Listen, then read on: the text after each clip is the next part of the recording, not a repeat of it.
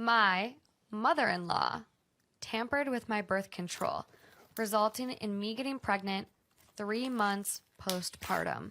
My husband, 22 male, and I, 20 female, welcomed our daughter into the world 18 weeks ago. She's a darling baby and really pretty easy as far as newborns go, except for one. She wasn't a son. My in-laws were obsessed with the idea of us having a son, to the point that they denied she was a girl up until the moment she was born. Why? Because the bloodline follows the father. If you don't have a son, our family name will die out. The day they came to visit in the hospital, my in-laws asked when we would be trying for another baby. We kind of just laughed it off, but my mother-in-law got more insistent, straight up telling us, y'all need to try for a boy. Over the next month or two, the conversation about us having another baby sort of tapers off into little comments every now and again. Around this time, mother-in-law started coming. This is why you should never leave your table when you're on a blind date. One of my best friends and I worked at the same restaurant. When I came in later that day for my shift, she told me a crazy story. She said that her first table were this guy and this girl, and she could tell they were on a first date. The girl was nervous, so she ordered a glass of wine. As far as she knew, the date seemed to be going well, and the girl got up to go to the bathroom. Right when my friend was about to come over and bring the silverware, she saw him put something in her wine. My friend, obviously terrified and freaking out, let our manager know, who then let the police know, and ran into the bathroom to tell her what was going on. The girl ended up staying in the bathroom until the police came, arrested him, and escorted him out of the building. It was noon on a Tuesday. You don't think you're going to be drugged at noon on a Tuesday.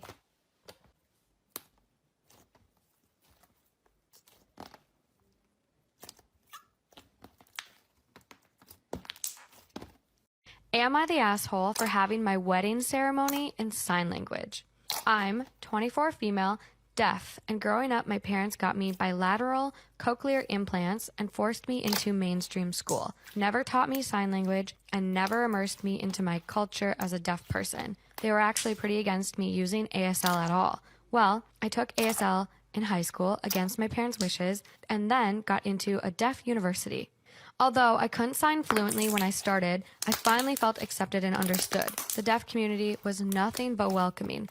I became fluent in ASL, and after a few months, I stopped wearing my processors completely as there was no need for them anymore.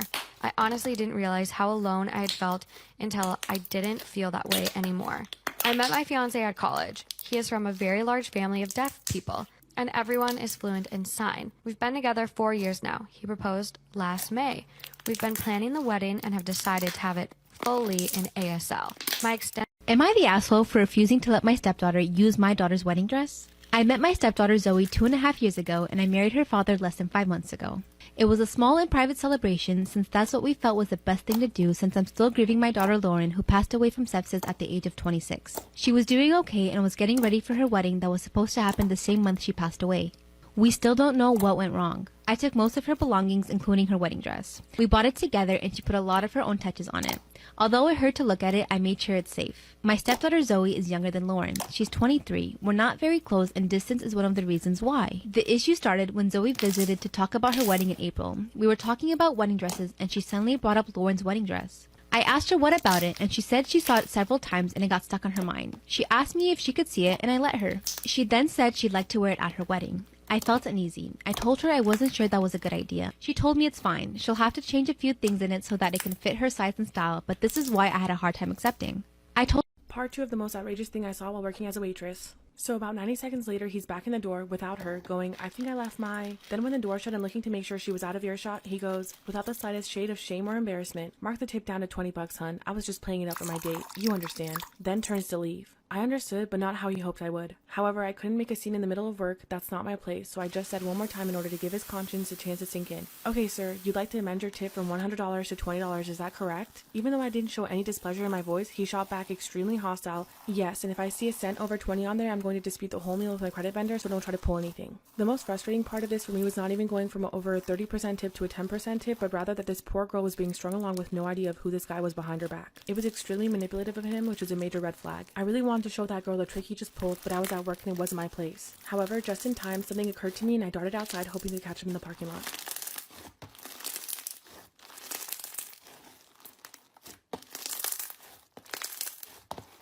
Storytime about the most outrageous thing I saw working as a waitress. A guy came in with his date one night, and throughout the evening, he was the picture of courtesy and good manners. I appreciated it, but didn't delude myself that I was the source and figured he was just in a good mood because the date was going well. He was certainly in a celebratory mood because he was sparing no expense. He asked for our highest quality wine, she got our most expensive entree, and he even ordered one of every appetizer for her to sample when she made a remark that she was having trouble deciding. It was a real feast. So the evening starts wrapping up and I get their check. I asked if they'd be paying together or separate, and she starts to say separate, but he makes a big deal of saying, "Oh, are you kidding me? Together, definitely together. You never have to pay when you're with me, babe." Then he slides me his card. I get everything sorted and bring out the receipt. It's almost a $300 bill. He doesn't even blink and makes a big show of leaving a $100 tip. He thanks me for my service and emphasizes what a lovely night they've had. A tip that size is exceptional, so I thanked him profusely. He said there's no need and goes on to say how underappreciated waitstaff are and says, "Don't plan to tip, don't eat out, you know?" Looking at the mesmerized girl the whole time and not giving me a glance. After that, he helps her into her coat and they go off. However, not even a few minutes later, he comes back and what he says leaves me speechless.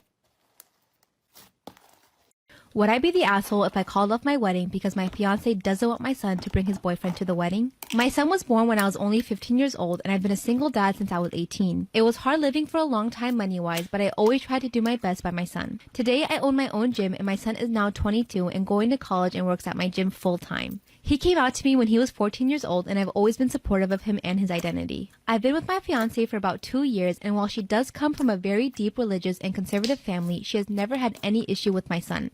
At least nothing she has ever expressed to me. My son has been dating his boyfriend since he was 18 and I've gotten to know him very well. However, my fiance told me recently that she does not want my son's boyfriend to come to the wedding, nor does she want her parents to even get a hint that my son is gay.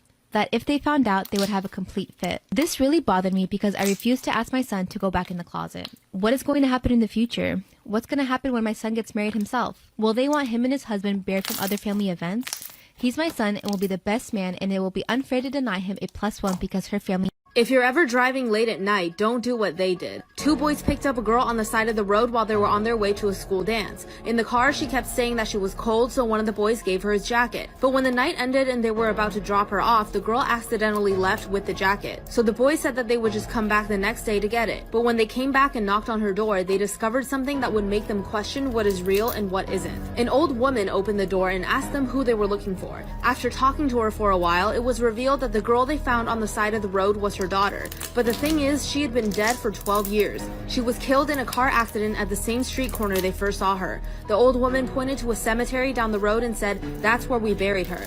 The boys didn't believe her at first. They'd spent the whole night with this girl, so they knew that she had to be real. But they went to the cemetery and saw the boy's jacket draped over a gravestone. And on the gravestone was the girl's name and the date of her death, exactly 12 years ago to the day.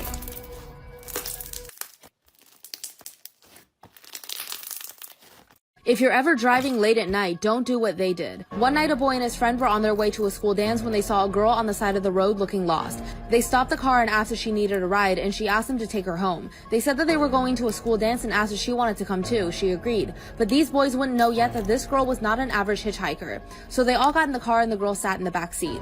After a while, the girl would constantly say that she was cold, so one of the boys gave her his jacket. They got to the dance and things were pretty normal, but what happened after would make the boys question reality. When the night was almost over, it was finally time to take the girl home. When they almost arrived, the girl told them where she lived but told them to drop her off close by so she can walk the rest of the way. So that's what they did. But after the girl walked away, the boy who let her borrow his jacket realized that he never asked for his jacket back. His friend said that they could just come back tomorrow for it. The next morning, they came back expecting to get the jacket and leave, but things were not so simple. They came up to the girl's house and knocked on the door, but they were shocked at what they discovered as soon as the door opened. Follow for part 2. This is an ongoing mess that continues to haunt me. My sister is recently engaged to her boyfriend of many years. He proposed to her at one of our family barbecues, and I was really happy for them until I saw the ring. Sister had hinted that her and her boyfriend were discussing tying the knot, and we discussed rings at length. I went online and searched for the type of ring she said she was interested in, and happened across a very unique and pretty ring on Etsy, but it had a fake middle stone. As soon as I saw the ring, I recognized it. Everyone knows they're supposed to spend at least 3 to 4 months paying on an engagement ring. He has a good paying job, and 4 months wages for him would be at least 8 to 10K at an estimate. I know for a fact that this ring was $450. I waited until the proposal was over and asked the couple for a quiet word, but that had the opposite effect as I was overheard by the entire family. I told my sister I had seen her ring online and it wasn't a real diamond or even expensive. I accused her boyfriend of trying to cheap out of one of the most important gifts of her entire life.